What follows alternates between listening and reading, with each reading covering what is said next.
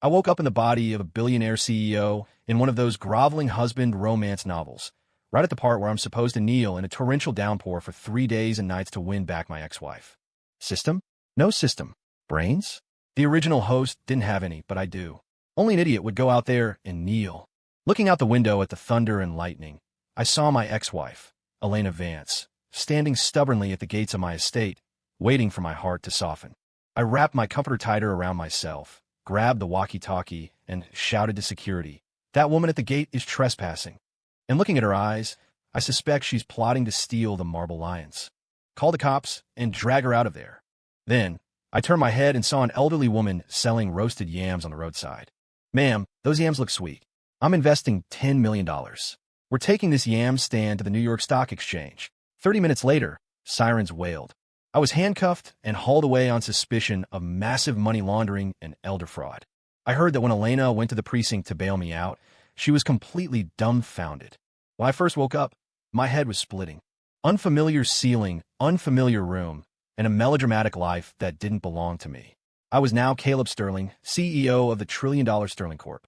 30 minutes ago, I was a slacker ready to retire and enjoy life.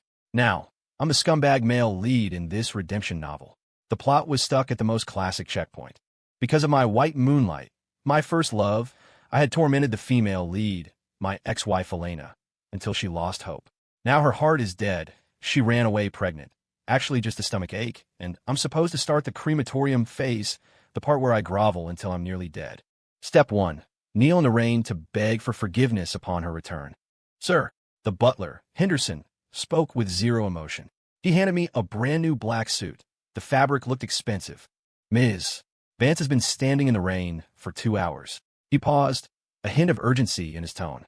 "It is time for you to go kneel with her." I looked at him in shock. Kneel with her? I'm worth billions. Are my knees inlaid with diamonds? Are they that worthless? I threw off the covers and walked to the massive floor-to-ceiling window. Outside, lightning flashed and rain poured like a waterfall. A fragile figure stood stubbornly at the villa gates, the rain soaking her long hair and white dress, making her look tragic and beautiful. It was Elena.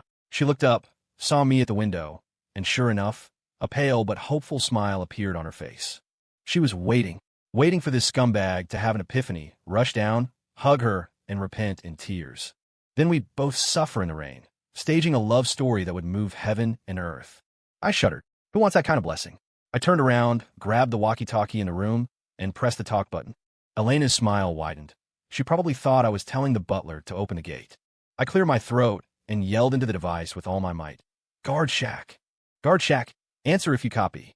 Static crackled from the walkie-talkie. "Sir, what are your orders?" "That woman at the gate. Do you see her?" Visual confirmed. It's the young Ms. It's the ex-Mrs. Sterling. Ex-wife. I corrected him. She is illegally assembling on private property. And that look in her eyes, I suspect she wants to steal the pair of $8 million marble lions at our front gate. The security guard fell silent. Elena's smile froze on her face. I doubled down. "Call the police. Tell them someone is disturbing the peace and ruining the city's image. And while you're at it, drag her away. Don't let her ruin my feng shui." The guard hesitated on the other end. "Sir, isn't that a bit harsh? $5,000 bonus for everyone this month." "Copy that. Mission accepted." The guard's answer was loud and clear, followed by lightspeed action.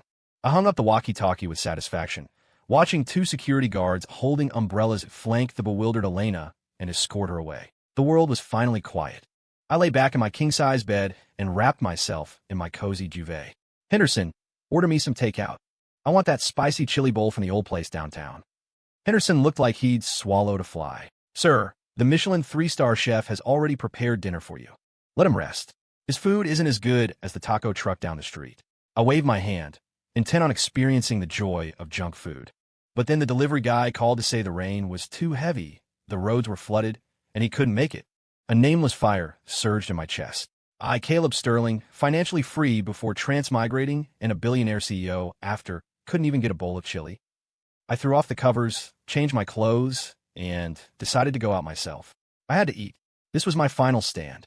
Henderson tried to stop me, saying it was dangerous outside. I shot him a side eye and scoffed coldly, mimicking the original host. "Get lost." Henderson didn't dare argue further. The tyrannical CEO persona was actually quite useful sometimes. I drove the flashiest red Ferrari out of the garage and sped into the rain. Destination, downtown. Halfway there, at an intersection, I saw a familiar yet strange figure. An older woman in a raincoat, guarding a roasting drum, shivering in the cold wind. The scent of roasted sweet potatoes, yams, cut through the rain and drilled into my nose. My DNA activated. Forget the chili. In the face of roasted yams, everything else had to take a back seat. I pulled the car over and pushed the door open. "Ma'am, how much for the yams?" I walked up to the stall, rain dripping from my hair. The woman was startled by my outfit and the flashy sports car. It took her a moment to react. $10 apiece, young man." "Give me one." "No, give me all of them." I pointed at every yam in her furnace and warmer. The woman's hand shook, nearly dropping her tongs into the fire. "Young man, I have over 20 left." "It's fine, I can eat them." I pulled out my phone to pay. The woman deftly packed all the yams into a large bag, the wrinkles on her face blooming into a smile. I took a piping hot yam, peeled it, and shoved it into my mouth. So sweet. That's the stuff. This is the happiness carbohydrates should bring. Looking at the honest, simple smile of the woman in the wind and rain, a great idea suddenly was born in my mind. Yams this delicious, sold only here. A waste of talent. Caleb Sterling, a rich man dedicated to doing the bare minimum. Why couldn't I do something meaningful? Like supporting the real economy. Mom. I swallowed the yam, my expression solemn. "Yes, young man. Do you want to go big? Create a legacy?" She looked at me like I was an idiot. "Young man, what are you talking about?" I pointed at her yam stand with soaring ambition. "Does your yam have a dream? Does it want to leave this street corner and charge into the world?" The woman silently moved her cash box behind her back, watching me warily. "Young man, I just want to sell out early and go home to hug my grandson." "No, you don't." I categorically denied it. "Your dream is to open a yam franchise on the NASDAQ. Let the whole world taste this damned sweetness." I pulled a checkbook and a fountain pen from my suit's inner pocket. I grabbed them from the study on my way out, thinking they might be useful. And they were. Caleb Sterling, in the name of Sterling Corp., formally invest in you. I scribbled a string of zeros on the check. 10 million. Angel round funding. "Is that enough?" I handed the check to her. The woman let out a yelp, scooting back 3 feet, chair and all, dropping her shovel. You. Stay back." She tremblingly pulled out a flip phone. "Hello, police." "Yes." Intersection of Main and 5th. "There's a lunatic in a suit driving a sports car. He wants to launder money through me." "Yes. 10 million. Come quick. I think he wants to rob my yams." "Me? I just wanted to be a quiet angel investor. How did I become a money launderer?" I tried to explain. "Ma'am, you misunderstand. I really believe in your project." "Save it." "I know. You pig butchering scammers. Give a little sweetness first. Then cheat me out of my pension." "I'm telling you, I have no money." She looked tragic and indignant, as if I were some unforgivable con artist. I looked at the $10 million check in my hand, feeling insulted. A dignified billionaire CEO, would scam you for peanuts. I decided to prove my financial power with facts.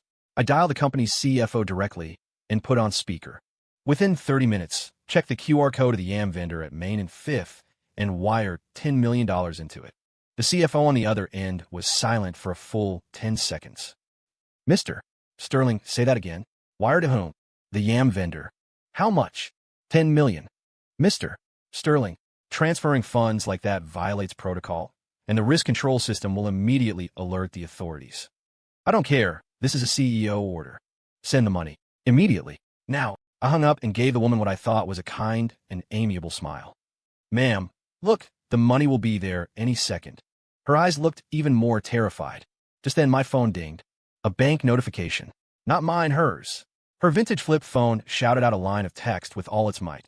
"Your savings account ending in XXXX has received a deposit of $10, 000 on month X, day X. Current balance, $10, 345. 50. The woman looked at the phone, then at me, rolled her eyes, and nearly fainted. Just as I was immersing myself in the fantasy of the rising yam empire, ear-piercing sirens approached from the distance. Several police cars flashed their lights, executing a beautiful drift to box in me, the woman, the yam stand, and my flashy Ferrari. Officers rushed out and pinned me against the hood of the Ferrari without a word. Cold handcuffs clicked onto my wrists. I was totally bewildered. While being pinned, I still had half a yam in my mouth, shouting incoherently, "Officer, it's a misunderstanding. I'm a good guy. Hey, hey, hey, my yams. Save two for me." The lights in the interrogation room were blindingly white. Two stern police officers sat opposite me. Name: Caleb Sterling. Occupation: CEO of Sterling Corp. The younger officer looked up at me, then exchanged a glance with the older one next to him. That look clearly said, another delusional one. Spill it. Why did you give a yam-selling lady $10 million? The older officer knocked on the table, his tone severe. Is this money laundering or some new type of fraud? I sighed, looking at him with utter sincerity. Officer, I'm telling the truth. Because the yams were delicious. I wanted to fill the world with love, to let the scent of roasted yams waft across the 7 seas. Bam! The older officer slammed the table and stood up. What do you think you are? Doing stand-up comedy? Talk. We're your accomplices. Who is your handler? I felt like I was insulting their intelligence, and they were insulting my character. I'm just a slacker trying to retire. Where would I get accomplices and handlers? After a 30-minute standoff, seeing that I was impervious to their tactics, they got angry too. Call his family. Get a family member to pick him up. Family? In the original host's memory, his parents were dead, and his relatives wished he was. The only emergency contact. I recited a number I knew by heart. The officer dialed. Hello, is this Ms. Elena Vanche? This is the West Side Precinct. Your ex-husband, Caleb Sterling, is here. We need you to come down. I could imagine Elena's shock on the other end. Half an hour later, Elena arrived. She had changed into a sharp black business suit. Her hair was dry, and she wore exquisite light makeup, looking like an aloof queen. Completely different from the little white flower shivering in the rain in my memory. Seeing me, she paused for a second, then walked up to the officer, her tone polite but distant. Officer, may I ask, what did he do? Was it a commercial dispute or a fight? In her view, a man like Caleb Sterling ending up in the precinct could only be for those two reasons. The older officer pointed at me, squatting in the corner, trying to chat up the Annie who had come in to give her statement. Your ex-husband is suspected of scamming the elderly. Elena. He forcibly transferred $10 million to an elderly lady selling roasted yams, nearly giving her a heart attack. Elena. The expression on her face was spectacular, like she had just heard a fairy tale from Mars. The cold-blooded, profit-driven Caleb Sterling scamming an old lady selling yams? For what? Her roasting drum? The auntie nearby, having finished her statement, returned the $10 million and been repeatedly warned about fraud, looked at me with lingering fear before leaving. This young man looks decent enough. Shame his brain doesn't work right. Officer, you educate him well. Don't let him out to scare people again. Me. Finally, after Elena paid bail and signed a guarantee to keep a strict watch on me, I walked out of the police station. Outside, the flashy Ferrari had already been towed. Elena's car was parked by the curb. It was a low-profile compact sedan. She opened the door and looked at me expressionlessly. I consciously got in the passenger seat, still clutching the last 2 cold yams the police officer had gifted me. The car was dead silent. I could feel Elena's gaze landing on me from time to time, carrying a trace of incomprehension. She was probably using her CEO novel logic to frantically analyze my behavior today. Was he triggered by the divorce? Is he self-destructing? Or is this some new ploy to get my attention? I silently took a bite of the cold yam. Actually, it was still pretty sweet cold. I handed the other one to her, trying to break the awkwardness. Thanks. I'll wire you the bail money later. You want this? It's pretty sweet. Elena looked at the yam in my hand, then at my sincere, tried expression. Finally, a crack appeared in her aloof mask. She didn't take it, just started the car. Caleb, what exactly are you trying to do? Her voice carried a hint of exhaustion. What could I do? I was just hungry and wanted a yam. The car drove all the way back to my villa. As soon as we entered, I smelled pungent perfume. On the living room sofa, a woman wearing a skimpy silk nightgown stood up and walked toward me with a seductive sway. Vanessa Cole. In the original novel, she was my white moonlight, a high-level manipulator. Also the direct trigger for my divorce from Elena. Caleb, you're back. She spoke in a sugary voice, eyes glistening as if she had suffered a great injustice. I heard you were in a bad mood, so I came specifically to keep you company. She leaned in, trying to fall onto me. According to the original plot, I should treat her as a substitute for Elena right now, hug her while calling Elena's name, and stage a heart-wrenching substitute lover scene. Or coldly tell her to get lost to show my deep love for Elena. I looked at her, and suddenly a light bulb went on. Right, why didn't I think of that? You're just in time. Seeing my attitude wasn't as cold as usual, a shy smile appeared on Vanessa's face. She lowered her head slightly, waiting for my embrace. I walked right past her to the corner of the living room. The toilet in the second-floor guest bath is clogged. Henderson is off today, and I couldn't fix it. I grabbed a brand-new plunger from the utility closet and shoved it into her hand. You know how to plunge, right? Vanessa froze, clutching the cold rubber handle. Caleb, I came to keep you company. What uses company? I looked at her with disgust. Can you unclog a toilet? Can you flush down the things that shouldn't be seen? If not, don't block the way. Go plunge it. I pointed upstairs. If you don't clear it, I'm docking your allowance for the month. Vanessa was completely petrified. She probably never imagined in her life that her carefully prepared honey trap would turn into a plumber trap. Her face turned red, and clutching the plunger, she went upstairs in humiliation. I sat on the living room sofa with a clear conscience, turned on the TV, and started watching SpongeBob SquarePants. After a while, the sound of Vanessa gagging drifted down from upstairs. I frowned and turned up the volume. Too loud, it's affecting my cartoons. Just then, the doorbell rang. I thought Henderson was back, but when I opened the door, it was Elena returning. She was holding a first aid kit. Seeing me answer the door, she paused. Your car was towed. I was worried you'd get sick from the rain, so I brought some cold medicine. Her expression was still cold, but her actions betrayed her concern. Before I could speak, a scream came from upstairs, followed by a loud clatter. Vanessa rushed down, holding the plunger stained with unidentifiable filth, tears streaming down her face. Her silk nightgown was splattered with yellow-brown spots. Caleb Sterling, you bastard. You humiliated me. She screamed, winding up to throw the plunger at me. Me, Elena, and Vanessa. 3 people in the entryway, looking at each other. The air was dead silent. Elena's gaze moved from me to the weeping Vanessa, and finally landed on the dripping plunger. I could see her hand gripping the first aid kit trembling slightly. She probably thought Vanessa and I were upstairs playing some very intense kink. And because we took it too far, Vanessa was this upset. After all, it's hard for a normal person to connect billionaire CEO, first love, and unclogging toilets. Elena's face went from white to red, then red to green. She looked at me, her eyes filled with deeper confusion and suspicion than at the police station. Is there something wrong with this world?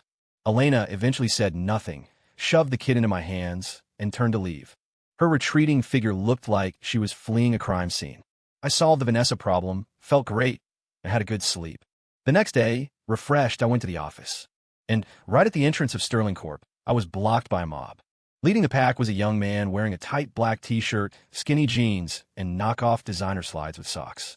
He had dyed blonde hair and temporary tattoos of dragons and tigers on his arms. He was leading a dozen brothers of the same aesthetic, aggressively blocking the company entrance. Caleb Sterling, get your ass out here. The blonde kid waved a steel pipe, shouting at the office tower. You dare bully my sister. If I don't kill you today, my name isn't Vance. I stood in front of the floor-to-ceiling window in the CEO's office, looking at the familiar yet strange figure downstairs. Tyler Vance, Elena's biological brother, the malicious brother-in-law from the original novel, a terminally ill case of middle school syndrome who was dedicated to killing me, but whose IQ was always offline. The head of security had already taken his team down and was preparing to clear the scene. Hold on. I stopped them via walkie-talkie. Looking at the spirited young lad downstairs, I suddenly felt he had unique bone structure, a moldable talent.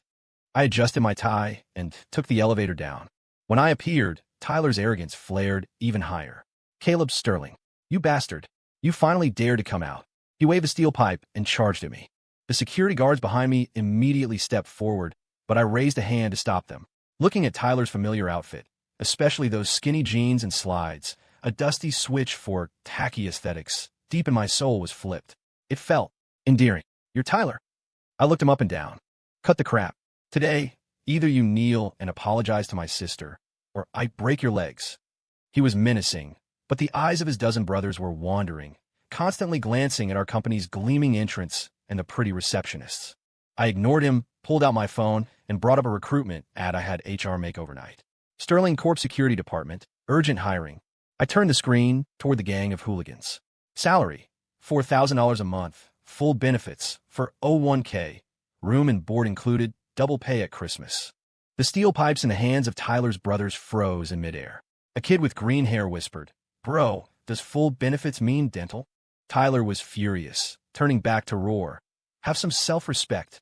We're here for revenge. I leisurely added, Captain gets $10,000 a month, a company car, and a private office. Tyler's expression solidified.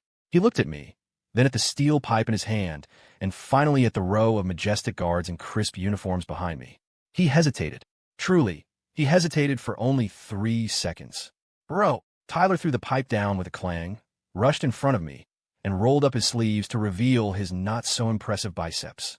Look at this build. Look at these muscles. Can I take a hit, or what? Can I fight? He patted his chest with a look of sincere desperation. Pick me. I don't need 10,000, bro. Give me 9. My boys can work too. Give them 3,000. No, 2.5. They listen to me. Point and shoot. Me. Was this hostile takeover a bit too smooth? Just then, a compact sedan screeched to a halt at the curb. Elena, worried her brother would actually do something stupid, rushed out of the car. Tyler, stop. Don't you dare. Her voice arrived before she did. When she rushed over and saw the scene clearly, she was dumbfounded. Her brother, who was supposed to be avenging her, was bowing and scraping, offering me a cigarette with a fawning face. Bro, from now on you're my real brother. Whoever messes with you, I'll drop them first. Elena stood frozen, watching Tyler slavishly accept the security uniform I handed him, watching him lead a group of minions in a bizarre salute to me. She looked at me, then at her instantly traitorous brother. I felt her worldview had completely collapsed today. The world had gone mad. The Sterling Corp annual charity gala was held at the city's top hotel. Celebrities gathered, stars shone. But tonight, everyone's focus was on one person, me, Caleb Sterling, and my ex-wife, Elena, who had just divorced me but appeared at the gala. Rumors were flying.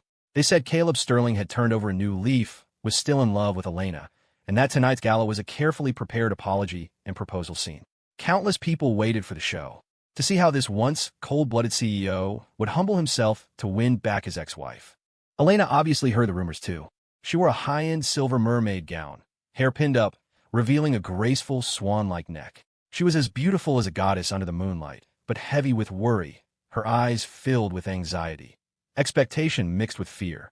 Vanessa Cole came too, wearing a fiery red dress and exquisite makeup, clearly there to crash the party and outshine everyone. She held a wine glass, dropping hints to everyone that the person I really loved was her, and Elena was just past tense. Halfway through the gala, the host walked onto the stage, voice trembling with excitement.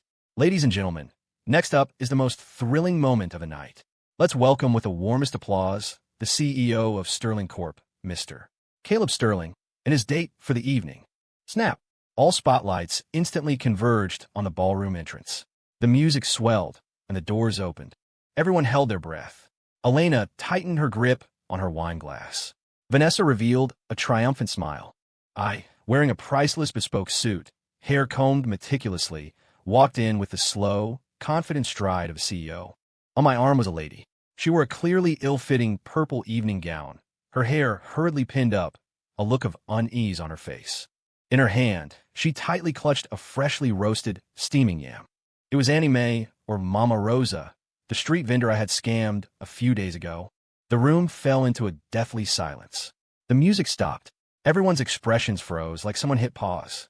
Elena's mouth fell slightly open, and her wine glass dropped onto the carpet with a clatter. Vanessa's smile froze, looking uglier than crying.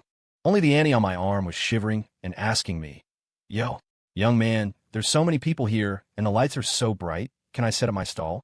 My yams are still hot. I elegantly took the roasted yam from her hand, walked onto the stage, and took the microphone from the host. Ahem. I cleared my throat, facing the guests, and introduced her solemnly. Allow me to introduce the lady beside me, my strategic partner, the future yam queen, Ms. Mama Rosa. The shareholders below turned green. Ignoring them completely, I began my serious nonsense. Yams, a gift from the earth, the soul connecting us to nature. Humble, yet containing immense energy. I, Caleb Sterling, hereby announce that Sterling Corp's future strategic focus will shift entirely. Entering modern agriculture, our first goal is to build a world-class yam supply chain. The crowd was in an uproar. Vanessa finally found her chance. She stepped forward, voice dripping with mockery. Caleb, have you lost your mind? Saying things like this at an event like this? Where do you put the Sterling family's dignity? I looked down at her, then at the yam in my hand. That face of yours is caked like a drywall project. The powder is thick enough to spackle a hole. It has less texture than the skin of this yam. Puffed. Somewhere in the audience, someone couldn't hold back a laugh. It was Elena. She covered her mouth, shoulders shaking, eyes twinkling with bright laughter. It was the first time since she left me that I saw her smile so happily, so genuinely. Looking at her smile, my heart suddenly skipped a beat. Oh no, the plot is going wrong. She doesn't actually have a thing for this kind of stupidity, does she? After the gala, Elena's mind was in chaos. She went home, locked herself in her room, and stayed up all night. She reviewed all my recent erratic operations, calling the cops to drag her away in the rain, throwing 10 million at a yam lady and getting arrested, making her white moonlight Vanessa plunge a toilet, hiring her delinquent brother as a security captain, and announcing a partnership with a street vendor in front of the city's elite. Every single thing was absurd to the extreme. Every act seemed like something only a mentally unstable person would do. Her best friend heard the story, slapped her thigh, and came to a shocking conclusion. He's trying to get your attention. Elena. The friend shouted over the phone. Think about it. What was Caleb like before? Cold, aloof, unapproachable. And now, for you, he's willing to disguise himself as a lunatic, a fool. He's doing all these ridiculous things just to make you see him again. He's using this self-destructive method to express his regret and pain. Elena was stunned. Was that it? For the sake of winning her back, he even utilized an innocent yam lady and gambled the entire group's reputation. What painstaking effort! Elena was moved. The next day, while I was goofing off playing video games in the office, I received an internal call from the front desk. Mr. Sterling, Ms. Vance sent you a love bento. Me? Love bento? Shouldn't she hate me to the bone? I looked at the exquisite 3-tiered lunch box the secretary brought in. Top tier, sushi and sashimi. Middle, wagyu beef. Bottom, tempura. All my favorites from before. I frowned and slammed the lid shut. Not as good as yams. I pushed the box aside and shouted at the door, Tyler. Tyler, wearing his security captain uniform, rushed in like a puppy. Boss, what's up? I'm gifting this to you. I pointed at the food. Tyler's eyes lit up, his voice cracking with excitement. Thanks, bro-in-law. You're too good to me. He hugged the box, nearly crying with emotion, then immediately snapped a photo and posted it to his Instagram story. Caption, my brother-in-law is the best in the world. Gave me his love bento. 3. Far away in her own office, Elena scrolled past this post. She looked at the photo of the exquisite Japanese food and Tyler's caption, brother-in-law, and her eyes grew hot. He really loves me, so he loves my family too. He's being so good to my brother just to please me. Elena couldn't sit still anymore. She decided to personally visit the office to surprise Caleb. So, when I had my shoes off, feet propped on the desk, picking at my toes while reading spicy fanfiction on my tablet with a chip hanging from my mouth, my office door was slammed open. Elena stood there, holding a bouquet of flowers. Our eyes met. The air froze instantly. My toe picking froze. I forgot to chew the chip. Elena's pose holding the flowers stiffened. 1 second. 2 seconds. I silently took my feet off the desk, put on my shoes, and cleared my throat.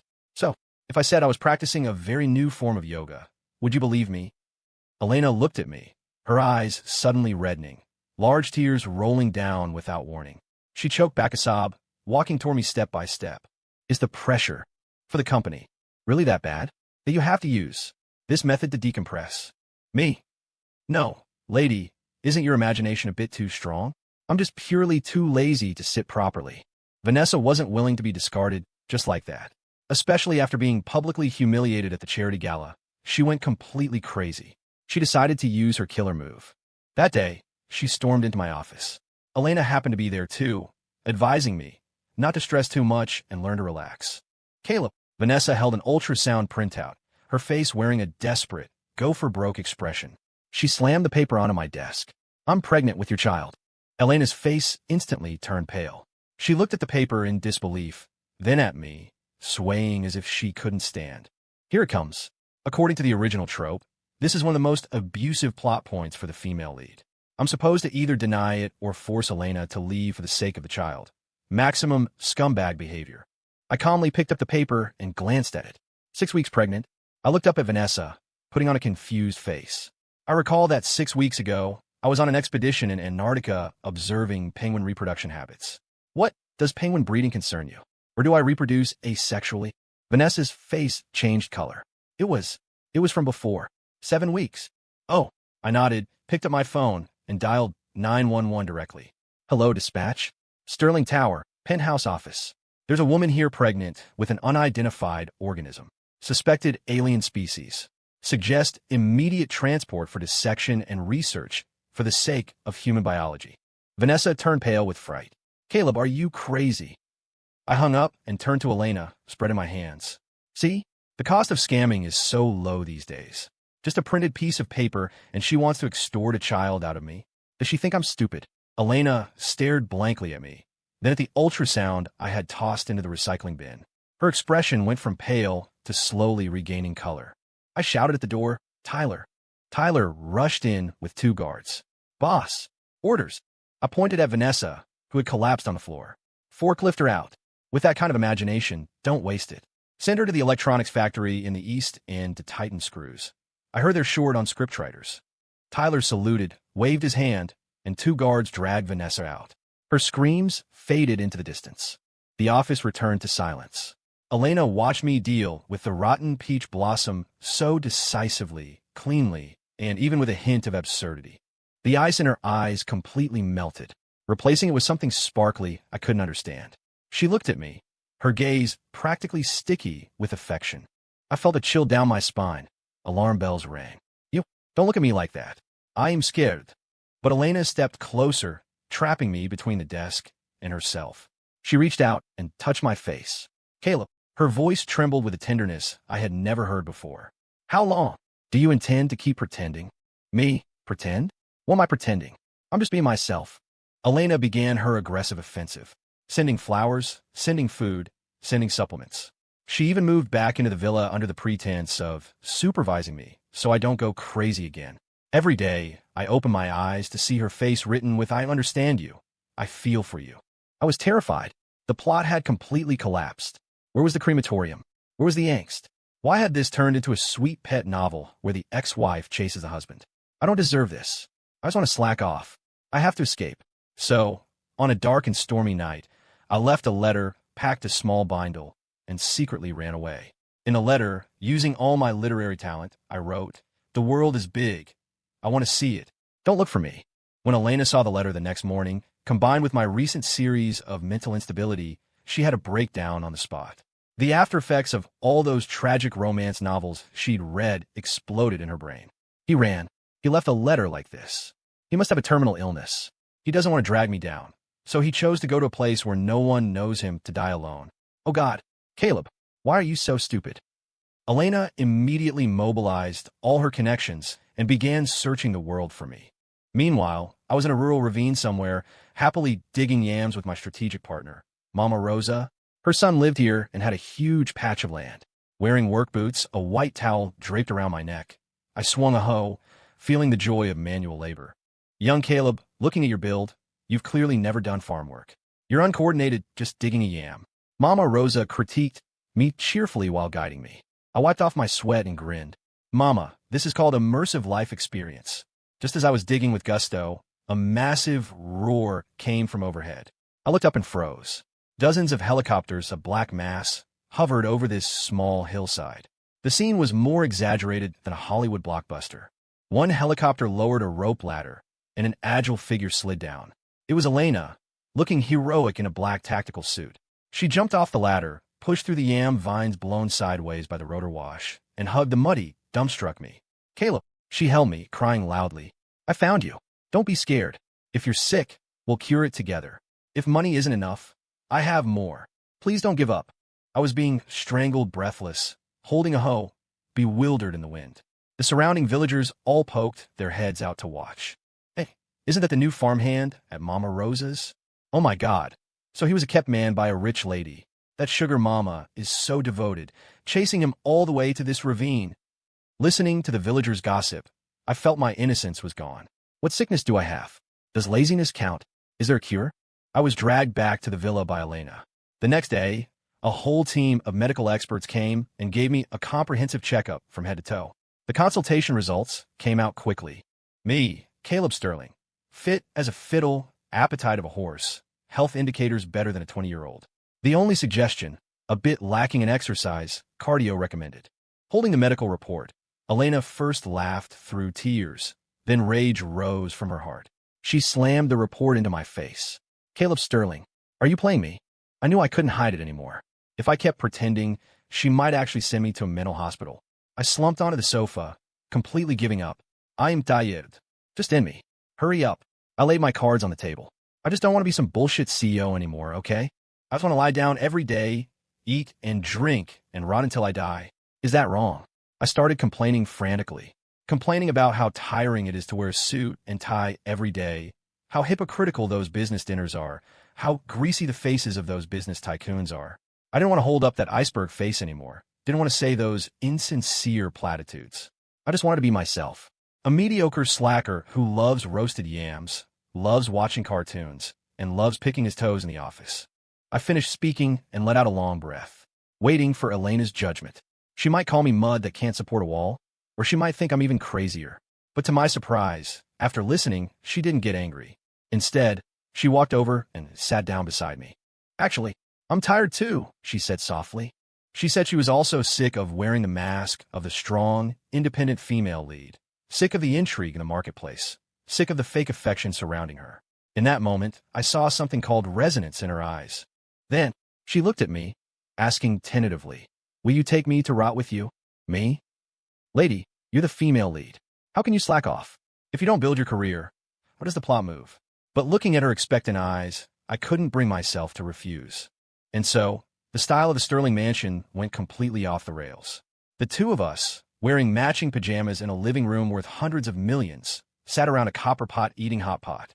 We curled up in the home theater, watching Tom and Jerry all day instead of financial news.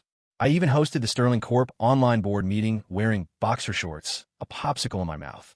The directors looked at my appearance on the video feed, so angry their mustaches went crooked. But miraculously, Sterling's stock price didn't fall. Instead, it surged because of the CEO is grounded and relatable persona.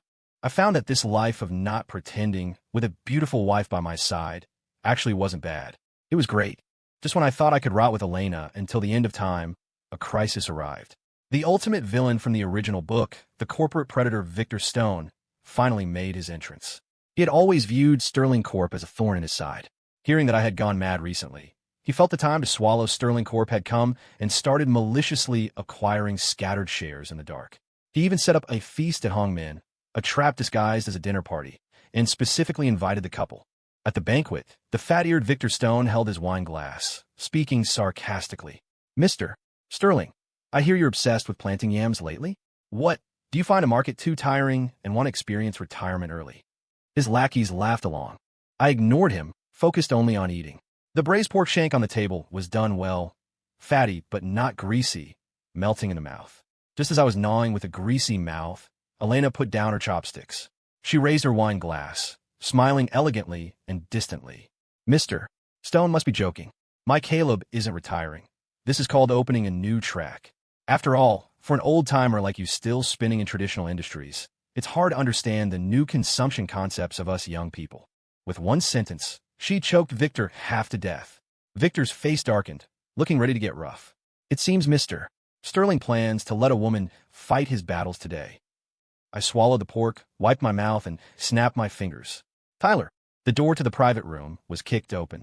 My security captain Tyler, leading his squad of reformed punks, now my security detail, rushed in.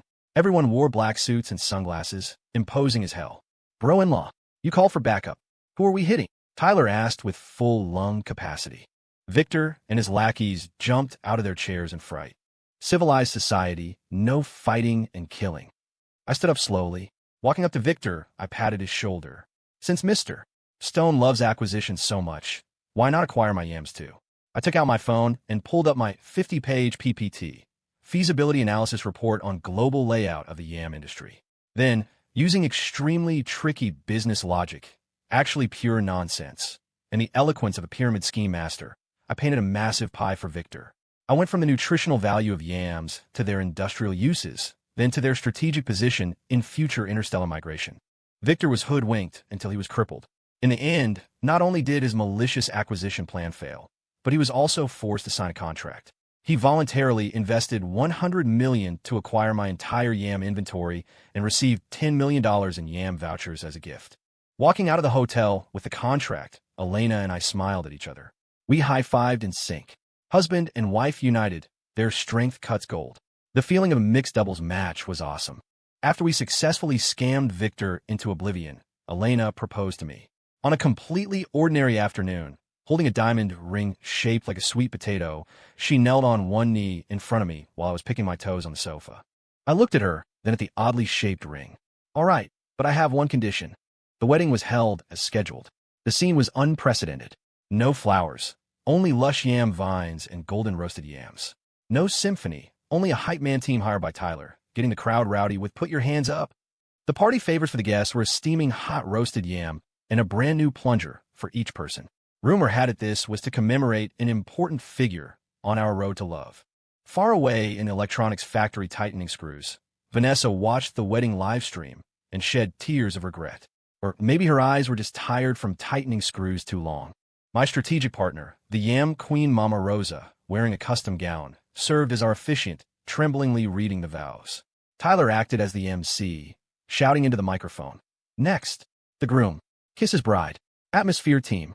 Make some noise. Looking at the smiling Elena in front of me for the first time, I felt that a slacker life seemed pretty interesting. I lowered my head and whispered in her ear. Although the plot is ridiculous, loving you, I'm serious. Probably. Elena stood on tiptoes and kissed me back. Please take care of me for the rest of my life, my idiot CEO. Later, Sterling Corp actually successfully transformed into the world's largest multinational deep processing enterprise for sweet potatoes. And I, as the CEO, continued to work hard at slacking off. But life with a wife and kids and a warm bed. No, a wife and hot yams was truly delicious. Story complete.